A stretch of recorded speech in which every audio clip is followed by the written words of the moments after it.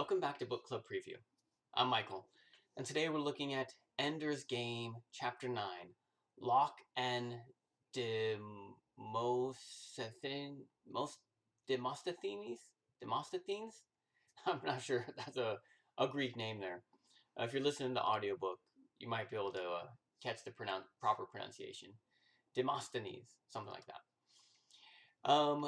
It starts off with Graph and another person. We haven't met this person yet. Another teacher, counselor, something, talking about the game that Ender's been playing and how the game got a picture of Peter in the game because that really messed up Ender's brain. And the game shouldn't be able to have that picture because it was taken fresh. It didn't like process it or auto generate it. It actually took it from the school files of Peter, which is like, how did this AI game do that? They don't know. But the game is meant to help children understand their world. Next, it's to, oh my goodness, I forgot Ender's sister's name. Valentine. Valentine celebrating Ender's 8th birthday. She makes this little fire and she's like, Ender, happy birthday. I still remember you. And she starts to think about Peter. Now, Peter they've moved to a different city. They moved out in the country, and they moved out to the country for Peter. So that way he would be more stable, more calm, less evil. And Peter acted like that, but in reality, Valentine knew he was still just as evil because she had seen him killing animals and like skinning them alive and things like that. So Valentine knows Peter's still evil, but Peter's pretending to be good, and everyone believes it, and they think it was good for him to come out to the country. Well, Peter comes over to Valentine and he says, "Hey, I'm thinking about killing you." And that's how he starts the conversation. Dumb way to start a conversation, I think. But Peter's smarter than me. Valentine and him start talking, and then Peter says, "Look, there's going to be a land war. After we defeat the buggers or get destroyed by the buggers, every country on Earth, they're going to start battling again. It's just going to be like 100 years ago when we used to have wars." And I think, nowadays there's a war right now between Russia and Ukraine. This is a land war. They're fighting for land to take over each other's territory. And Peter thinks this is going to happen again. And so he starts telling Valentine about this. He says, "Look, I have an idea. Let's start using the internet. We'll get Dad to give us some internet accounts for adults, and we'll start writing and influencing people on the internet.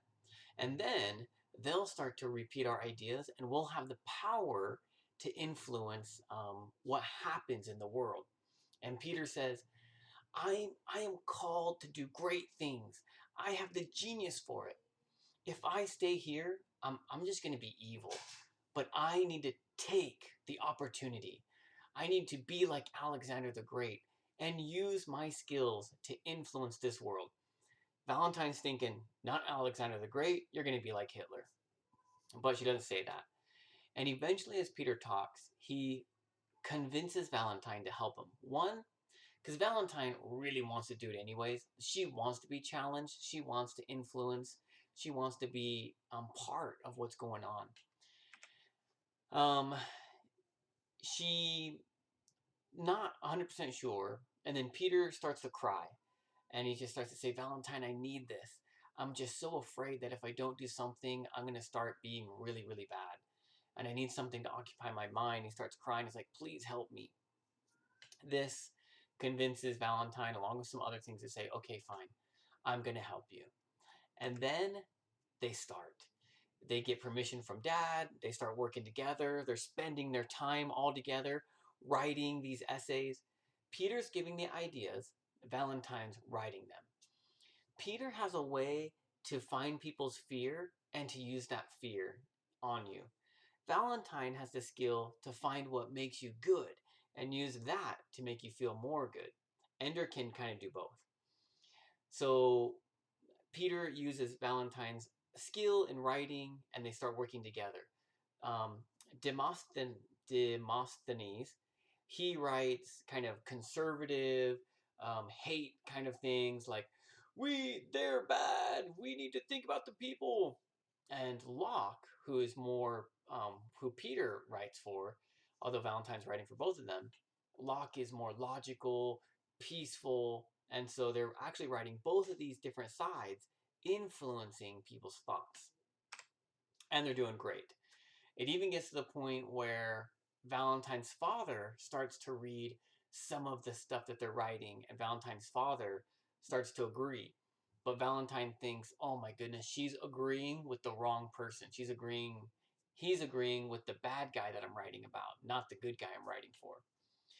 No, anyways, they keep going, and Peter says, man, trust me, this is going to work. We just got to keep going until we get to the point where we can really start affecting change.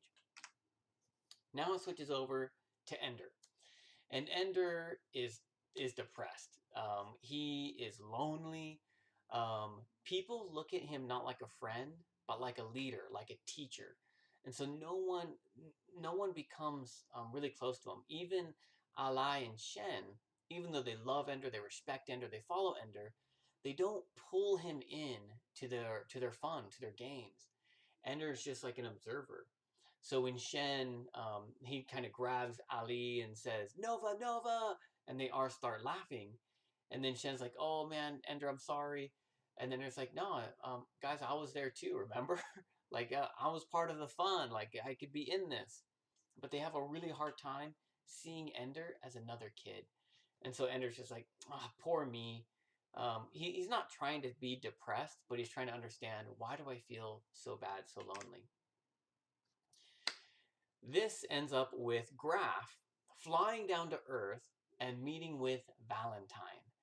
And he says, Valentine, we need your help. It's about your brother. And immediately Valentine's thinking, oh my goodness, they found out about Peter. We're going to go to jail. And then he's like, no, I'm talking about Ender.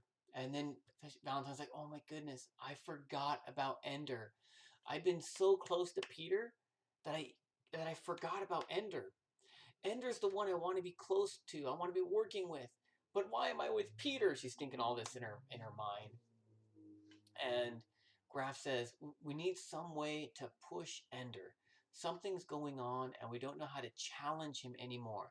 Ender's just coasting. He's just found victory and he's just working off of the minimal effort. They say, Valentine, we need you to write a letter to Ender to get him to challenge himself again. Valentine doesn't want to. She doesn't want to betray Ender, and she knows Graf isn't actually trying to help Ender. She's just trying to use Ender. But Graf is kind of trying to help Ender and use him at the same time. So eventually she agrees to it. She writes this letter. Ender sees the letter, and he reads it, and it's from Valentine. And she writes it in a way that Ender knows it's her. And he actually starts crying as he reads it. And everyone else is like, oh my goodness, Ender the super soldier's crying. Something must be wrong. But he reads the letter and he feels something, and he realizes the reason why he feels so isolated and so sad is because he has no control. He can't control any aspect of his life. He's just playing this game for the teachers. He goes back into his game. He grabs the snake that he's always been killing and has been killing him, and he's going to bite its head off because he's so angry and upset. But something happens, and probably from that letter from Valentine, instead he kisses the snake. And then the snake in the game turns into Valentine. And they go and look at the mirror, and instead of seeing Peter, they see a dragon and a unicorn. And I think the mirror kind of falls away, and they go down past the end of the world. And people are clapping and cheering. And they're all Peter's face, although Ender doesn't quite see that. But they're all clapping and cheering. And Ender makes it past the end of the world. Valentine feels like she betrayed her brother.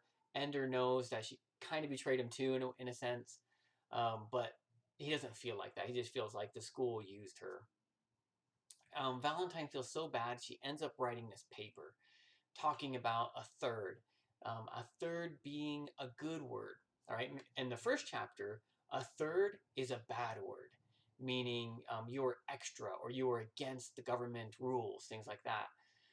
But she wrote this essay saying that is that is a title of honor to be called a third, to have more kids.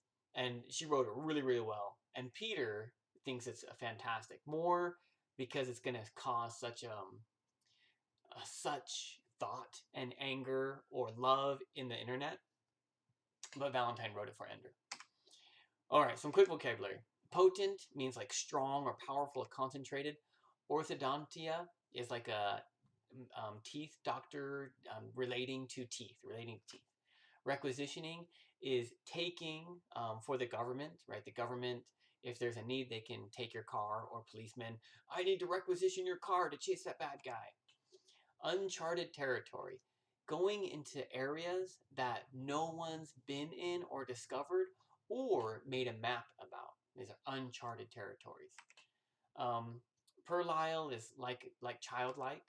Flux is changing, unpredictable. Nonchalance is like relaxed, not looking important or concerned. Alliteration is a style of writing that uses the sounds of words, I think, to create like a rhythm. Monthly period. This is when a woman or a young girl kind of becomes a teenager and her body starts changing. And once a month, some blood comes out of her body. That's called a period. Usually, we say that when a woman has her period, maybe she's a little cranky or upset. And so Peter is asking, like, are you sure you're not a woman yet? Because you're acting kind of cranky, or you're acting like you're in this monthly period time in your body. Two more. Sequester is also to take, like usually like government sequestering, taking some documents. Acquiesce is to give up your way to go with the other person. So following the other person's mind. That leaves us with our discussion question. And this discussion question, I really want you to think of, because you might answer it pretty easily, but would you help Peter? Okay, think of all the different things in there. Okay, I know probably immediately you want to say no, and that's how I feel too. And you can say no, but just think about it a little more deeply. Would you actually help him or not?